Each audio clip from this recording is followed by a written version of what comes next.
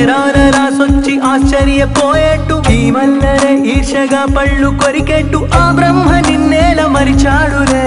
ఏ రాజు చూసుంటే ఏ కోట రాణివో ఈనాడు నా గుండెలో గూడు చేరావు నీ ప్రేమ రాజ్యాన రారాజు చేసావు నా రాత గీతల్ని మార్చావులే